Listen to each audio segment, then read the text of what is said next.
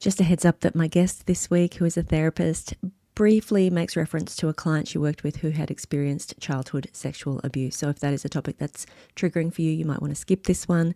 If it's helpful to hear what her experience was and how Sue worked with her, then listen in. This is Crappy to Happy, and I am your host, Cass Dunn. I'm a clinical and coaching psychologist, a mindfulness meditation teacher, and of course, author of the Crappy to Happy books. In this show, I bring you conversations with interesting, inspiring, intelligent people who are experts in their field and who have something of value to share that will help you feel less crappy and more happy.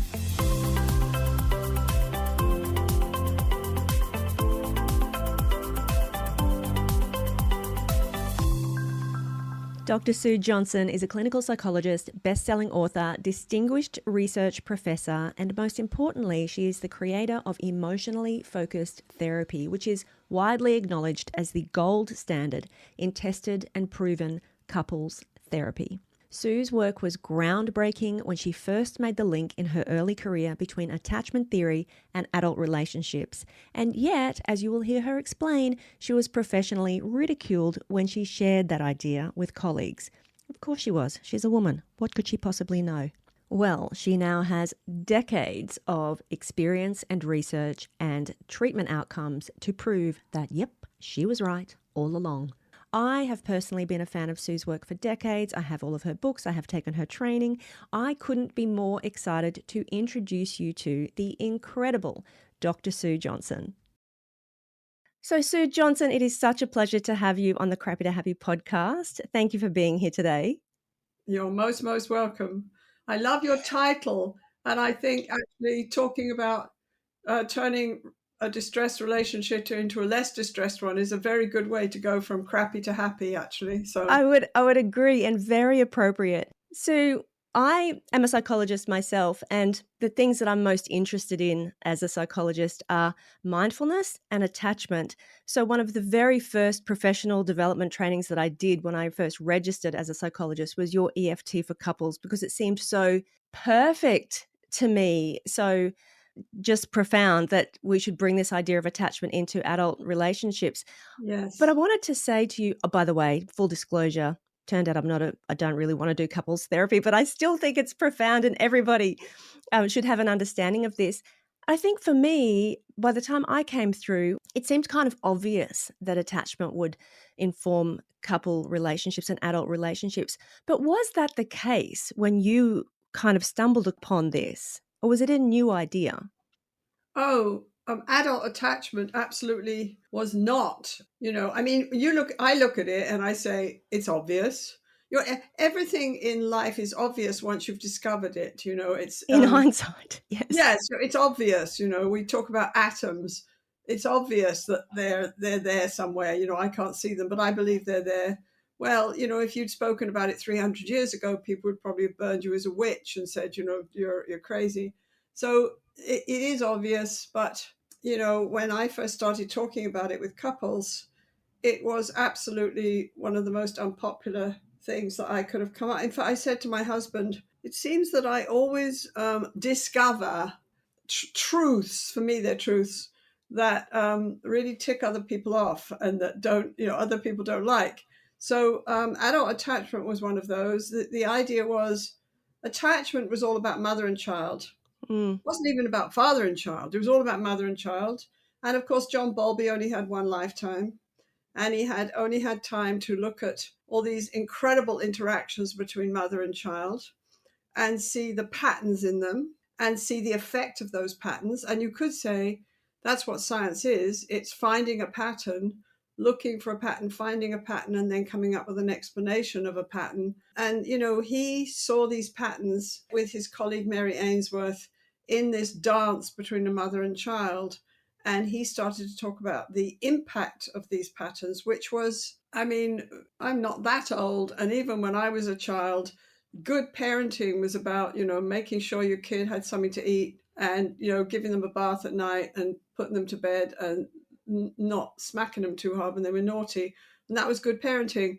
And, the whole idea that kids needed to be held and talked to and feel special and know they could count on you was sort of what?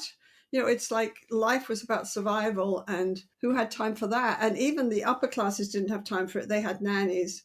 So it was all about mothers and children, and it was pretty minimal recognition at that. But then, really, it didn't hit until the beginning of this century that people started talking about adult attachment. But I was talking about it a good 12 years before that and getting my articles rejected, and not just rejected, but pages of Is that right? oh yeah, pages of this woman is crazy. If you cast your mind back, you look at some of that old literature, it's all about differentiation, individuation. If you were too close to anybody, including your kid, it was codependency, which was a word taken from addiction literature. It was bad. In other words, too much closeness was bad. You couldn't figure out who you were if other people were too close, and you had to be separate and independent. And adolescence was all about becoming independent, and this separateness was the name of the game, the name of the developmental game. So for Bowlby to come along and say, no, if you look at the way we develop as human beings, we're connected. Our main instinct isn't aggression or sex. Basically, it's the need for connection with other people, a few special others who will come when we call, because life is huge and dangerous and difficult for all of us. And being alone in and of itself is terrifying. I mean, people just said, you're just talking about mental illness. You're just talking about, if adults feel this, then they're mentally ill. They're not, because you're supposed to be separate. I had people in the beginning walk out of my classes and my lectures saying that I was creating codependency, fusion, symbiosis, and the research is very clear. Belonging leads to becoming. So actually, you have a stronger sense of self. You have a stronger ability to be independent and separate if you have a secure sense of connection with other people. It's obvious, really. If I know that if I'm in real trouble, if I call and I say, Cass, come, if I know that you'll come, it's like I can tolerate stress that I can't usually tolerate. I can look out into the world and it's not quite so scary. But if I believe that I'll call and no one will come, but we love the Rambo movie idea. We love, even in now with women heroes, we love Superwoman. We love the person who is invulnerable. Well, we love that, and it's a wonderful fantasy. But of course, it's important to remember that it's complete rot, and that the bottom line is we need other people, and the connection with others is our main survival code as human beings. To know you matter to another human being is the best anti-depression, anti-anxiety pill I've ever come across. So we noticed that when we started working with distressed couples and changing their relationship, not only did the relationship change, not only did the dance change, but the dancers changed. The people grew as individuals, they grew. So yeah, adult attachment was very unpopular indeed, except for the last 25 or so years. And it's still, I think, I feel like it should be all over the New York Times. It should be, I do too. well, we've cracked the code of love. We understand what love's about. We understand what children need. We understand what adults need to be strong. We understand that aloneness is the best recipe for misery, depression, anxiety, and despair. And we're twigging in this world gradually that isolation is a killer for people. We're twigging. England's got a minister of isolation, or is it called that? A minister of loneliness. Yeah, minister of loneliness. Imagine having a minister of loneliness. But we're getting there gradually, but still, for lots of people, the idea that we really need others, and we need one or two others that we know will come when we call, is still a kind of idea that it's hard for them to wrap their heads around. We're into control and power, and the independence, you How know. did this idea first kind of come to you in your work with couples, Sue? So Bowlby came along with attachment theory, and like you said, it was very much around mothers and children, and that was groundbreaking at the time, obviously. But then, was there a moment when you kind of thought this is the key when you're working with couples? Hmm. And I talk about this in my work, and I always feel a bit foolish when I talk about it, actually, because I'd done this study, which for a graduate student thesis was a totally ridiculous study. Okay, it was so ambitious. It was, I don't know where I was when I was a graduate student. I was on fire. I was insane.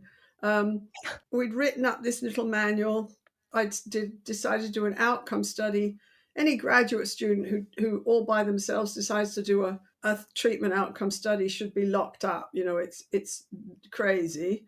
But anyway, I did it, and the results blew my mind. But what I say is, I didn't really know why I was getting these incredible results, because results in couples therapy at the time were pretty meager and pretty, you know, Mm, they weren't, couples therapy was not showing itself to be an effective intervention.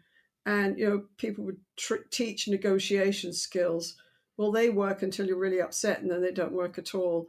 And, you know, people would teach insight into your past and that you were projecting onto your spouse.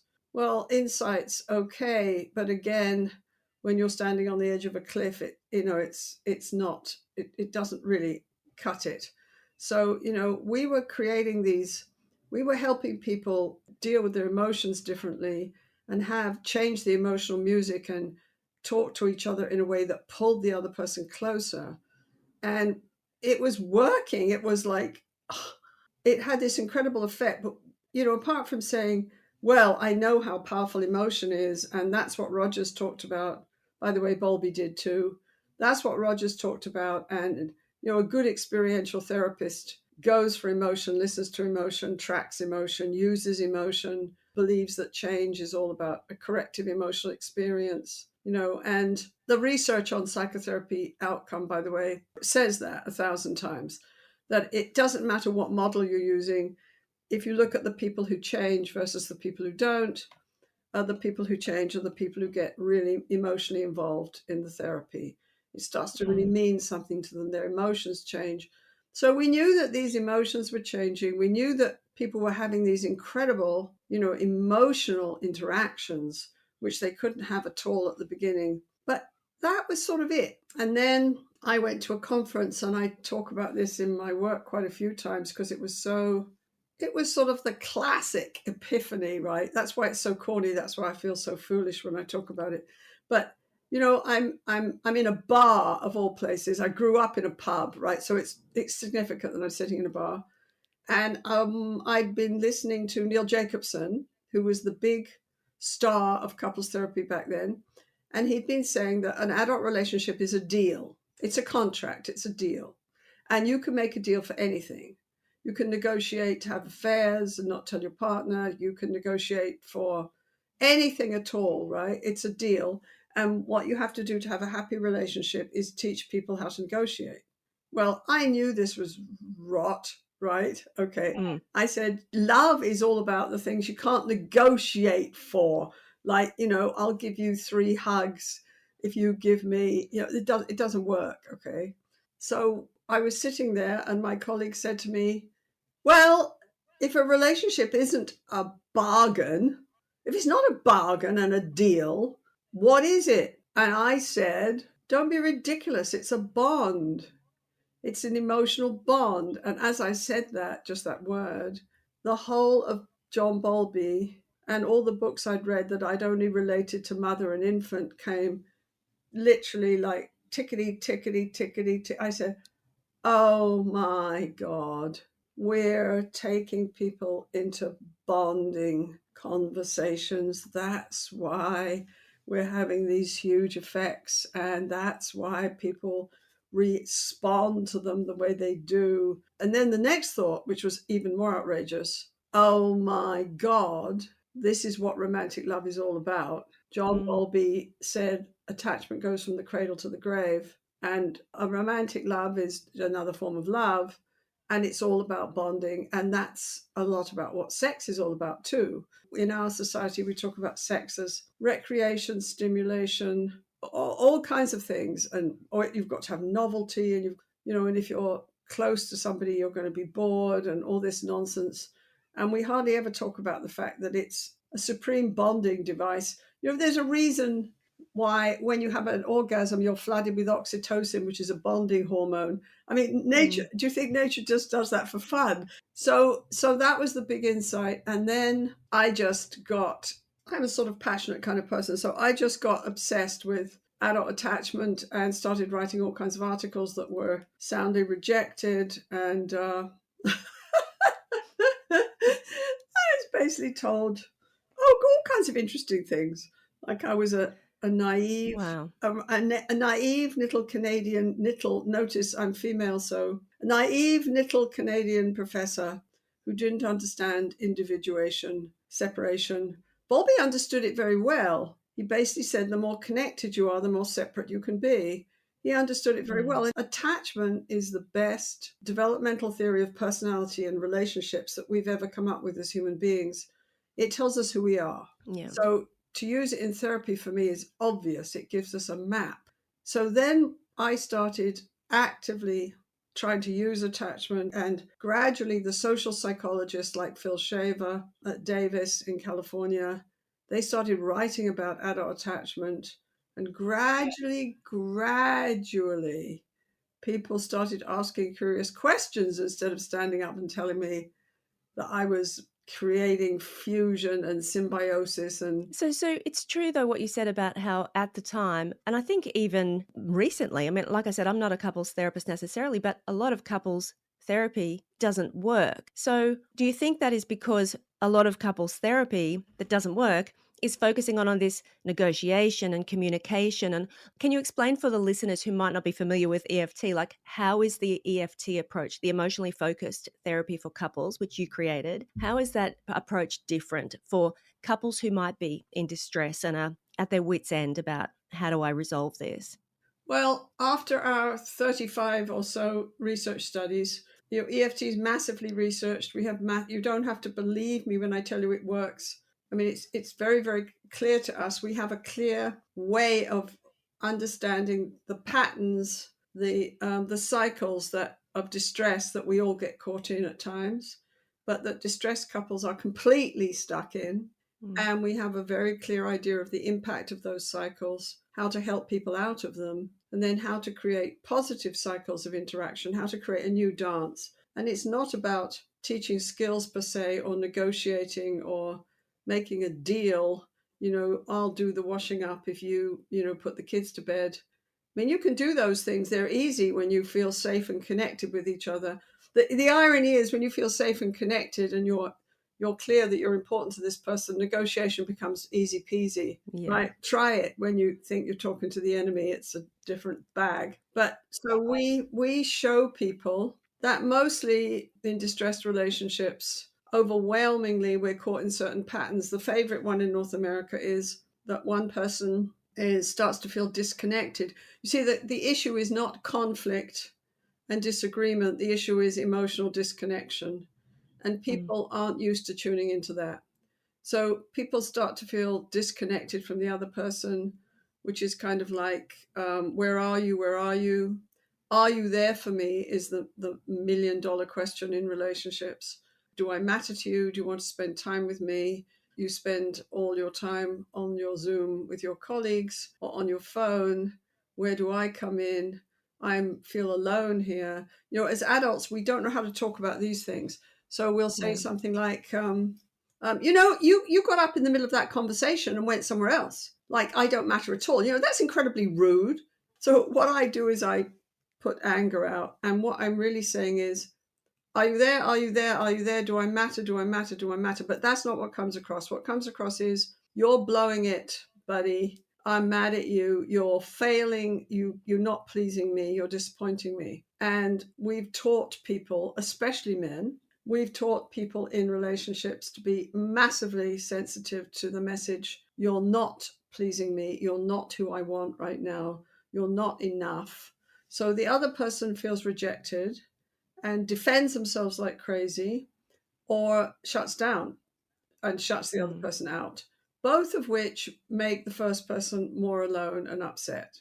So they get caught in this dreadful dance. You can call it pursue, withdraw. You can call it demand, withdraw. You can call it yell your head off, shut down. People don't realize that when they shut down to deal with their emotions, they shut other people out. Yeah. They don't think about that. And other people don't like being shut out. You see, this is the other thing John Bowlby said. Human beings can't bear not to be responded to, not for other people who matter to them to act like they don't exist. Human beings can't bear it. It's painful, right? Their nervous system Mm. goes crazy. So isolation is the best predictor of every mental health problem and every source of human misery. We're meant to be in relationship. We're bonding, relational, social beings. Relationships are the water we swim in. If you take a fish out of water, plonk it on the deck, it looks very weird indeed.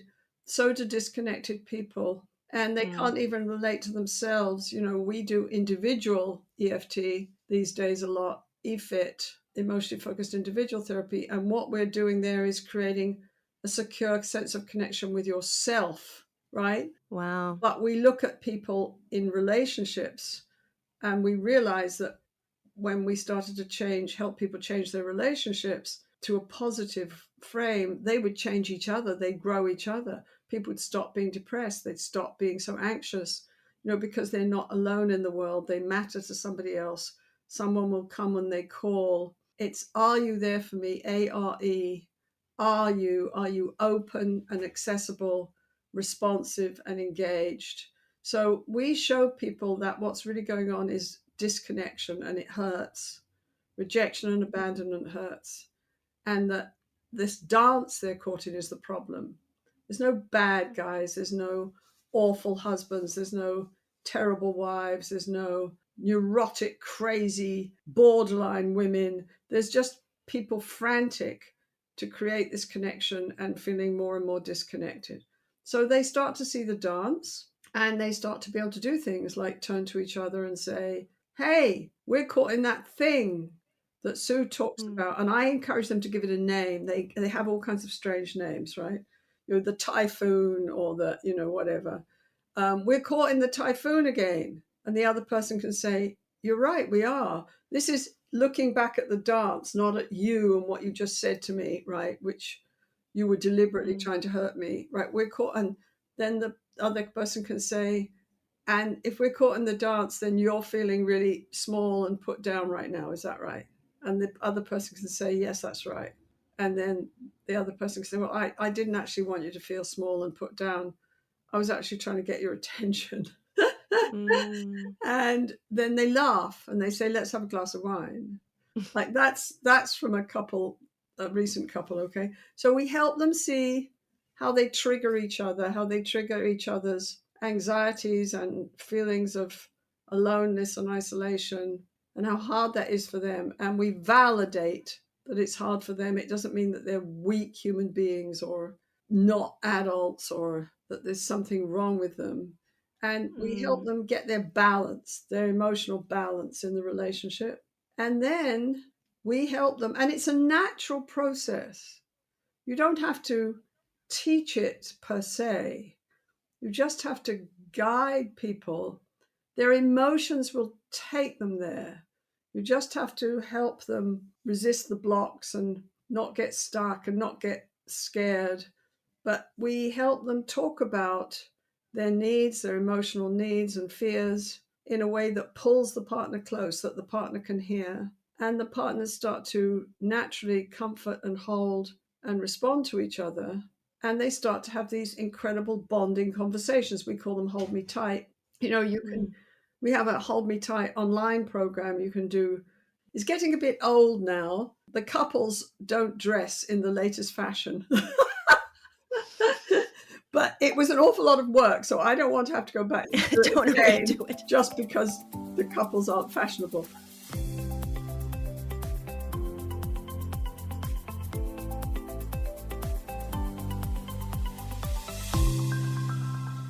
But it's helped a lot of people, especially in the US military, the Canadian military, Wow. abroad, all over the world. It's been translated.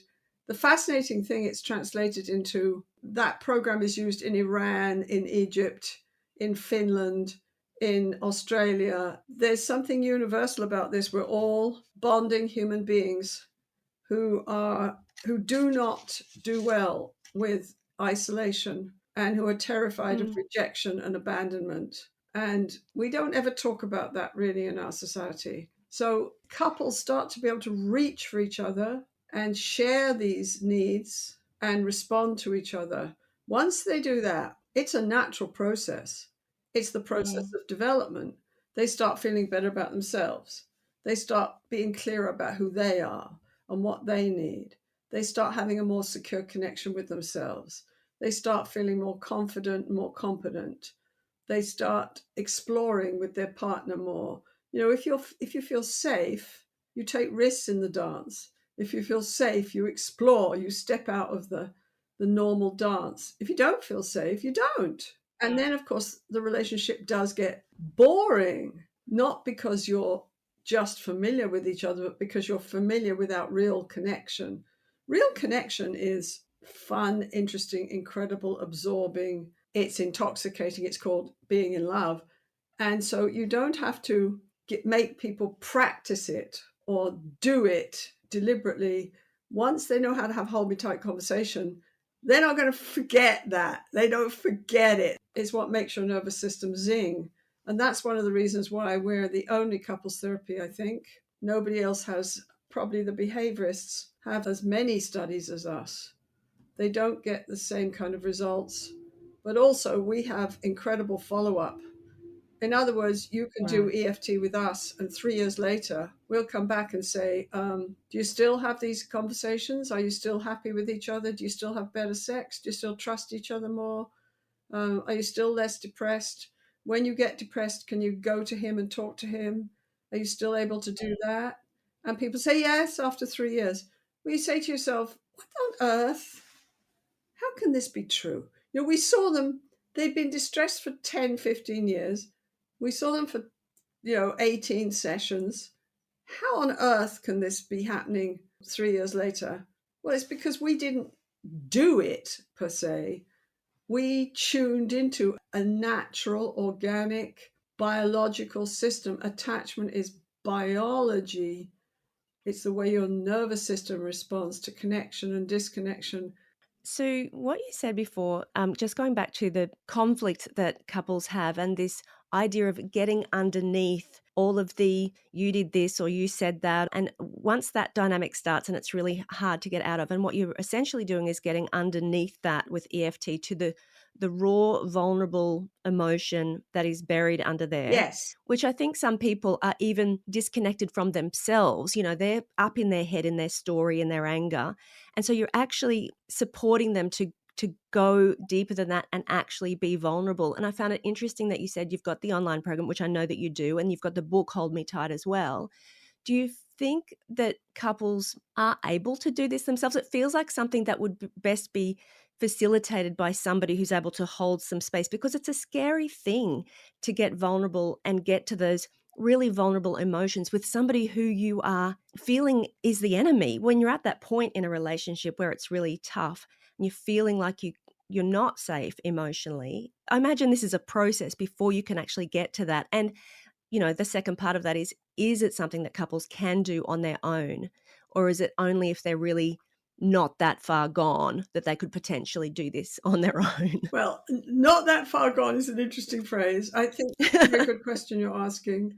I think it depends on how much trust is left. Okay. Mm. I've seen people have the most terrible arguments, and you think, oh my goodness me, they pull out every nuclear weapon they can put their hands on. But somehow, in all of the stuff, they've still got some sense of trust.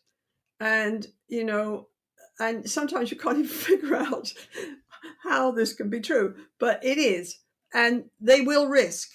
The other thing is that the relationship really matters to them a lot. It matters a lot on commitment. They will risk.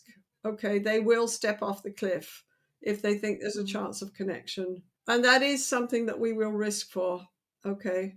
But you're Mm. right, vulnerability is difficult. I mean, one of the things we do in the book, in the program, and in therapy is we normalize it a lot. We talk about how this is just who we are. This is who we are as human beings. You don't get to choose this one. There's a couple of ways of dealing with it. That's about it. We're wonderful, wonderful, incredible, intricate human beings, except that we're not. We're actually very simple, bonding Mm. animals. And if you're not going to respond to me, and I really need you to respond to me, then I can scream my head off, make it almost impossible for you not to respond to me. Trouble with that one is, of course, my screaming is very aversive for you. I can scream my head off. In a good relationship, I scream my head off and you go, "Oh, what's wrong?" And we have a conversation, okay, but we're not talking about those couples. And you see that with kids and parents too. You see Yeah. that some kids in an airport, the kid will scream its head off. And as a psychologist, I'm very clear the kid is scared. And some parents will turn and bend down and go face to face with the kid and hold the kid's shoulders and talk in a soft voice, and the kid will calm. So the kid screamed his head off and the adult said, "Oh, okay, I see you. I see you. What's going on?" And another time the kid will scream their head off and the parent will get enraged and punitive, and the kid either keeps going, right? Because this is important. Are you going to respond to me or not? I'm going to make you respond to me. Or the kid shuts down and shuts people out. And then the parent says, "Good boy." Mm. Well, good boy, if it means that you've shut down and numbed out, results in what my client said to me when she said, "Look, I can't feel. I'm not going to feel. I don't want to feel vulnerable, okay? I promise I'm never going to feel vulnerable again. So I can't feel now. I don't know. I've put my feelings away somewhere and I can't live the rest of my life totally numb." So then she's in a real bind. Mm. And that bind didn't start in her present relationship. It started when she was a young child being sexually abused by her brothers every night and everyone making sure they didn't see it. They Mm. didn't see it and it wasn't happening. Right. So yeah, and the message there is you are invisible and you don't matter. Mm. You just don't matter. And she's saying, "Okay, I'm stuck." She came in because she said, "My blood boils all the time." This was the symptom, right? So I'm stuck. I can't really feel. All I can feel is rage. So I can't feel these other feelings you're talking about. I can't feel. And I can't live without feeling. I can't live numb. So then what's happening? Oh, I've got 5 diagnoses. I'm depressed, anxiety disorder, OCD, borderline. Borderline always comes in. Mm. For us, borderline is mostly complex PTSD. You've been abused as a child and Yeah. you're in this dreadful bind that feeling hurts like hell and not feeling feels terrible, feels like you're dead. So you just flip between the two and you Mm. can't trust people, but you desperately need to trust people. So you flip between the two. For us, that's obvious. But we look at how EFT looks at how people put their experience of themselves and others and of their emotions in their body together in the moment and says, "Could you help me? I notice that as you talk about your blood boiling, I notice that you're rubbing your chest." And she says, "Oh, am I? Oh, yes." I said, "What's happening as you rub your chest?" She said, I don't know.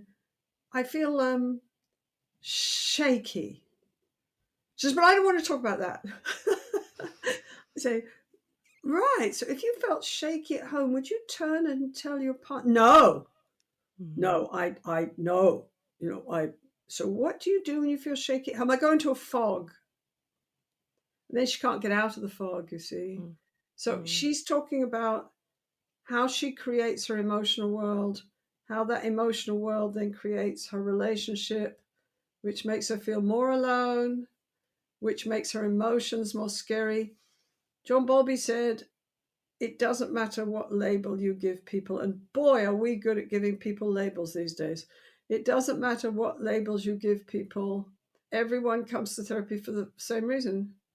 They come because of frightening, alien, and unacceptable emotions. Mm, And when they come up with another person, they create relationship distress, which then feeds the frightening, alien, unacceptable emotions. One of the unacceptable alien emotions, especially in war vets who we work with a lot, is I've failed. I wasn't the supreme soldier. I made a mistake in battle. My buddy got killed. I'm a mm, bad soldier. I'm a bad person. I'm a failure. I'm defective. There's something wrong with me. So if there's something wrong with me, how on earth can I take the risk of turning and saying to you, I need to be held. I need to know that I'm still a human being on this planet, even if I miss the shot. I need, mm, I need, I need to know that I'm not so despicable that when you look at me, you see me, not the man who missed the shot. I missed the shot. Okay, I missed the shot, mm, and I can't forgive myself because my buddy died. And look at how that messes up your sense of self, your sense of being able to reach for another person. So he doesn't reach for his wife. He starts drinking and shuts her out. And then she says, "You've changed. I don't know who you are." And he says, "There you are. You see, I am defective."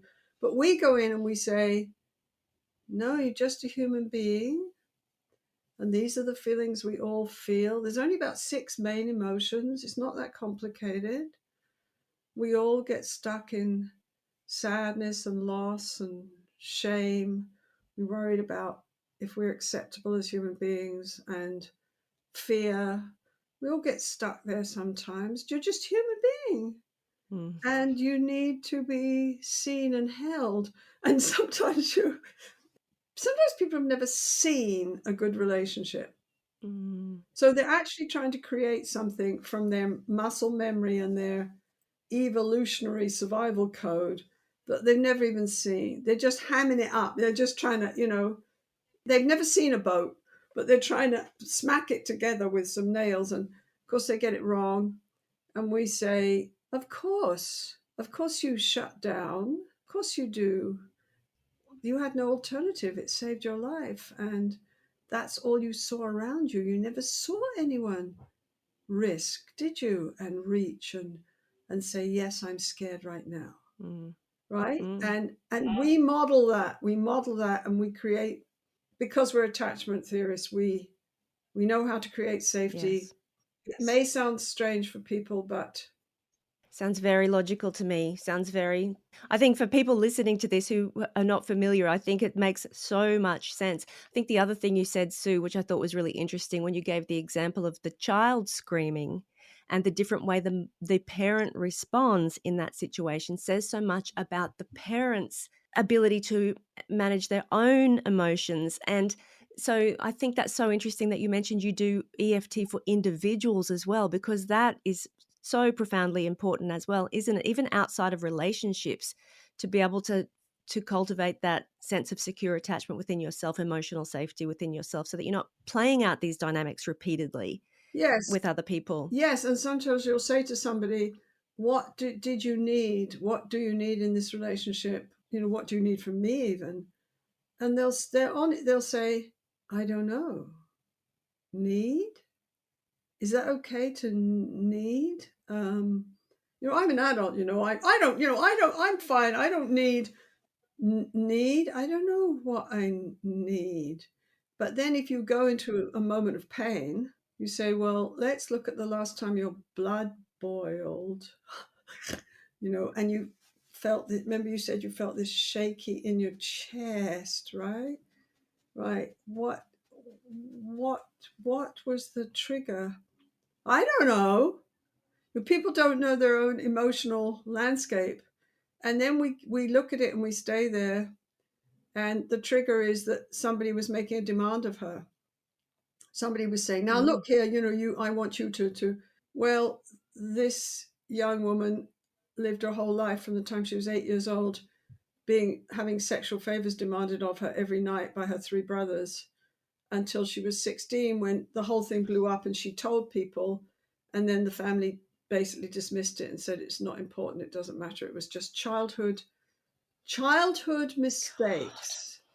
Okay, childhood mistakes. So your pain, the message is your pain doesn't matter. It was all about childhood mistakes. So then you go to you don't matter. And then people go to, so if I'm in pain and it does matter to me, well, obviously there's something wrong with me. And it happened to me because there was something wrong with me. And so then trauma survivors get caught in shame. And this person, though, was very lucky. She'd found a warm, supportive husband.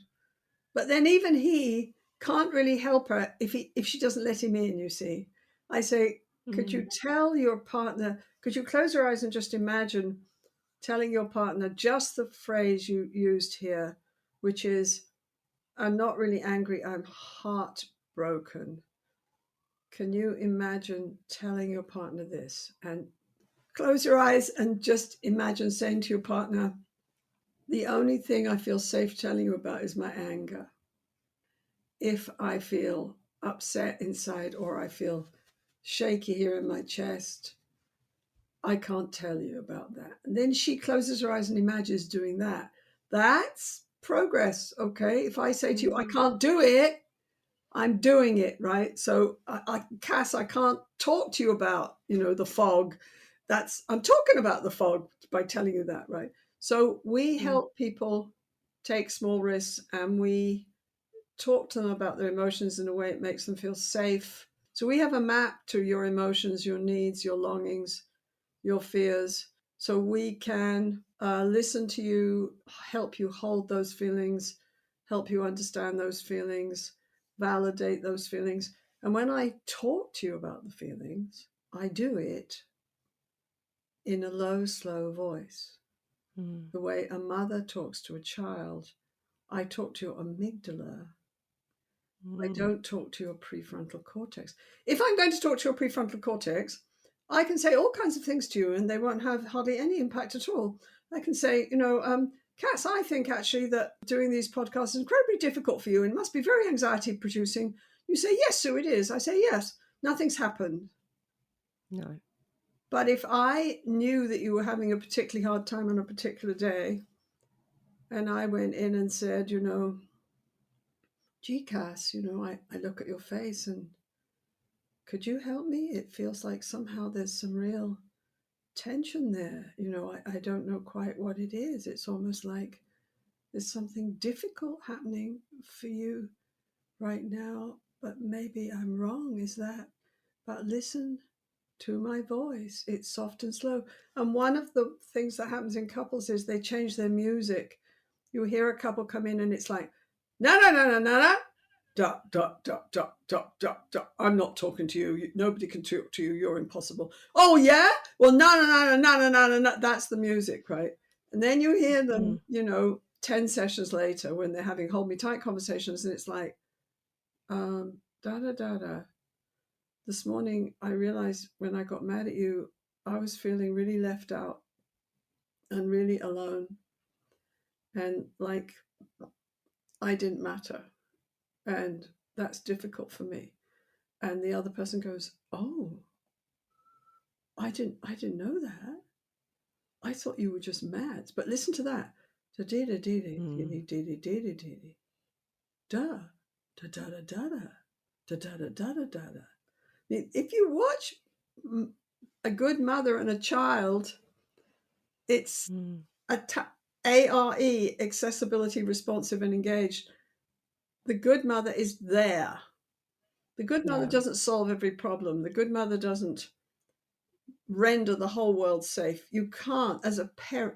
One of the most distressing things I think about parenting is, as parents, we want to create a wonderful, safe, totally calm, balanced environment for our kids. And then we find, maybe I should speak for myself, to my horror, that they're out in the world and the world doesn't like my rules and it's not playing my game. And so as a parent, you can't create this amazing safety. All you can do is keep the safety with your child going. And that's the same Mm, with your lover and your partner. Sometimes you can't change the fact that your partner's business is suddenly under incredible stress and your partner is working 1,000 hours a day and losing it, and maybe you can't change that. All you can do is to deal with your own feelings and try to be there for them and try mm, to look at what's going on, and you can keep the relationship going. So, couples, it's not just about their relationship, it's about the transitions they go through, the hard things they go through, and whether they can be there for each other in those hard things. mm, Sometimes couples walk in with real injuries. My father died. My father was the closest person to me in the world. He died, and you acted like it was an inconvenience in your schedule. You didn't even come to the funeral with me. You didn't. And the partner says, "Oh, well, that's sort of how we dealt with things in my family. I didn't even know it was important to you that I come." And of course, then the other person says, "You didn't know that it was important," right? And how can you be so stupid? But how they deal with that transition and that grief, if they can deal with it together, they'll get stronger. mm. If they can't and they get caught in demand, withdraw, how can you be so stupid? Well, you're always calling me stupid. I can never make it with you. Well, maybe you could make it with me if you tried harder. We're off to the races, right? You become the Yeah. enemy. I feel the relationship has become a minefield. The point is for people to understand love, understand their emotions and needs, and know that they can change that. If you understand love, you can actually make it. Now, don't you think that should be on the front of the New York Times? I think it should. You can find out more about Sue's training in emotionally focused therapy at iceeft.com or take her Hold Me Tight online course at holdmetight.com. Thank you so much for being here today. If you enjoyed the episode, please remember to share it with a friend. Hit the plus button so that you never miss an episode. Leave us a 5-star rating and review. I cannot wait to catch you on the next episode of Crappy to Happy.